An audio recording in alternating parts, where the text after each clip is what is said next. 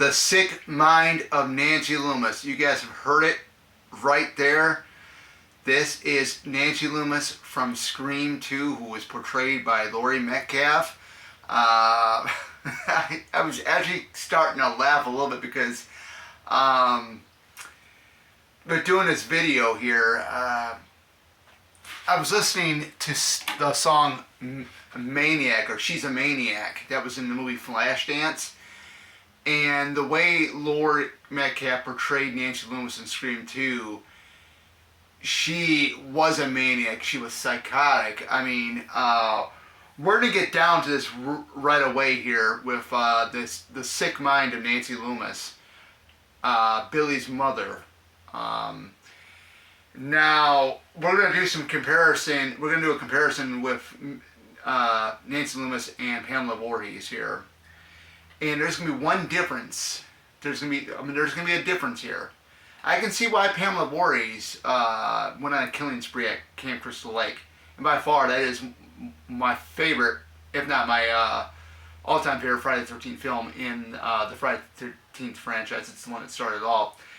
Of course, everybody knows that Mrs. Voorhees, or you can call her Pamela Voorhees, we won't find out her first name until the fourth film, basically went on a killing spree because her son Jason drowned, or he supposedly drowned, and he was mentally, he was challenged. He had a hydrocephalic head and stuff like that.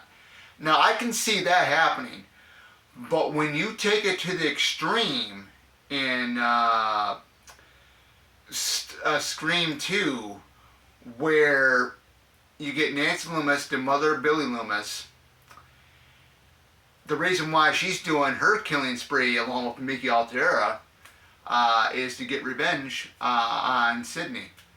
For crying out loud, to disguise herself as Debbie Salt for the Post-Telegram. I think that's what Cotton says in the film. As a reporter, she was disguised as a reporter named Debbie Salt. And of course, Sidney didn't really get to see her until the third act.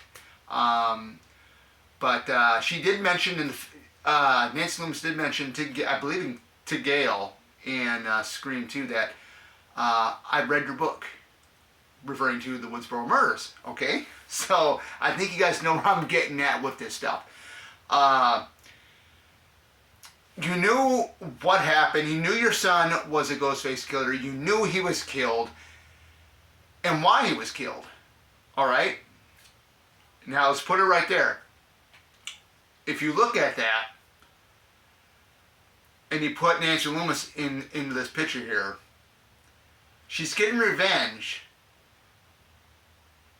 or wants to get revenge on Sidney for her murdering her son. And she even said it, Nancy Loomis even said it to Sidney herself, "You killed my son."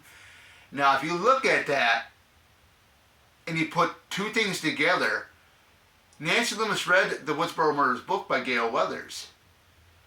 You knew your son was one of the ghost faces in Woodsboro doing the killings in there, and he was killed by Sidney because he was trying to kill Sidney. Okay, so how screwed up is this? You got a mother that basically up and abandoned her son after her father had an affair with Sidney's mother, and now you're back in the picture. Now you want revenge because Sidney murdered your son. Your son was a killer. He was a cold-blooded killer. He was killing his friends. He was killing people in the town of Woodsboro. And you're getting revenge because Sidney killed him. She was trying to survive his and Stu's reign of terror. In the third act. It's when you have a family member that avenges another family member, when the family member that was murdered was a killer, and they want revenge on the person that killed their son or daughter who was doing the killing, and that parent knows about it, that parent becomes a 100% bona fide psychotic maniac. And that's exactly what Nancy Loomis it was. I mean, how could you support your son knowing, how could you get revenge on your son's death when you knew he was the Ghostface killer, because it was all in the Woodsboro Murders book? And I've done a video on this I think like a couple years ago, but I want to talk a little bit more about it, a little bit more in depth. But I mean, how messed up is that, you know? Now, of course, you go back to the Pamela Voorhees thing. Jason wasn't a killer. He was a victim. A victim, guys. He was picked on because of, you know, how he looked and the way he was and stuff like that. He didn't become the killer until the second film in Friday the 13th, Part 2. Okay? I can see Mrs. Voorhees getting revenge, but Nancy Loomis... I mean, of course, you know, if you're going to go on a killing spree because one of your family members was, well, died or drowned or whatever, I can see it. Yeah, that is kind of sick, but to me, it's a lot more sicker when you know a family member knows that their son is or son or daughter, or they know one of the family members was a killer, and now they're getting revenge on the person that killed their son who was doing the killings. If that makes any sense with what I'm saying.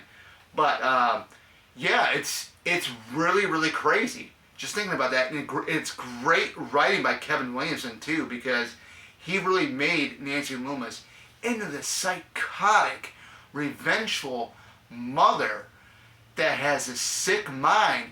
Yes, I know my son did the killings took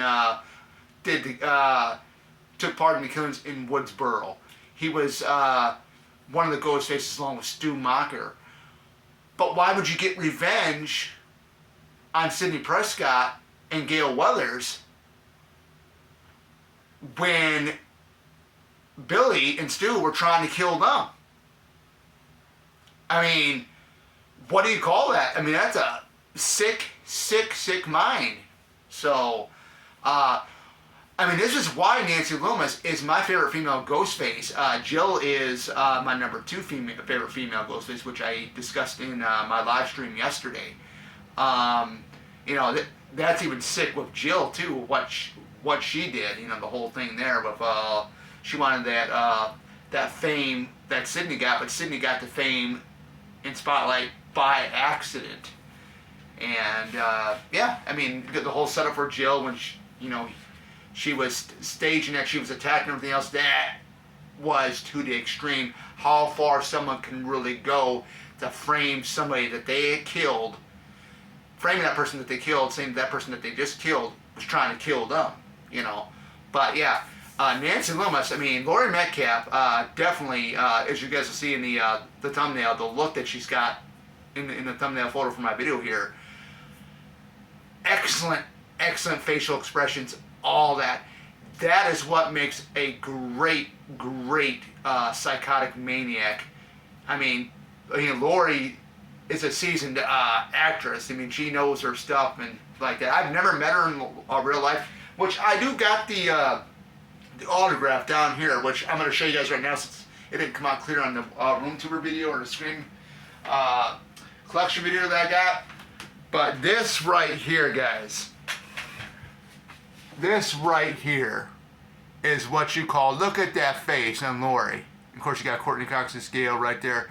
I love that scene when it was revealed. We thought it was going to be Gail. I think everybody probably thought it was Gail, but when Gail shook her head and he's like, oh, it's Nancy Loomis.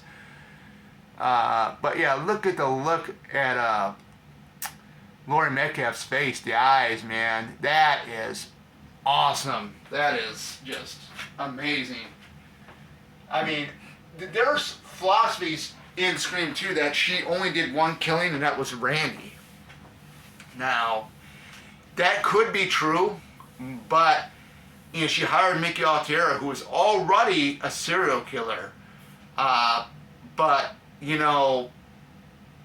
you get somebody that wants to get a serial killer to do their dirty work for them, and then they want to, go ahead and knife off Randy because he was talking smack about Billy and stuff, Randy talked poorly about Billy, and I get a little knife happy, you know, and it's like, yeah, there you go. I mean, it's, you know, but to sum this whole thing up, again, with this, is that,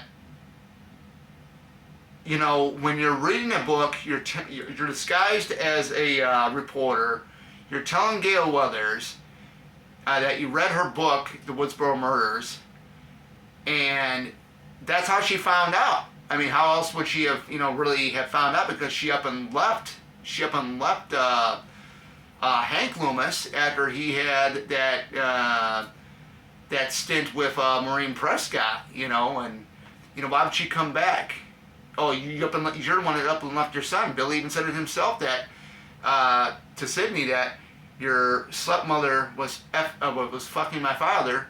That's the reason why my mom moved out and abandoned me. Okay, but you get to Scream 2 here, and, you know, if Nancy reads the Woodsboro Murders book, you knew that Billy, your son, was a was one of the Ghostface killers back in Woodsboro.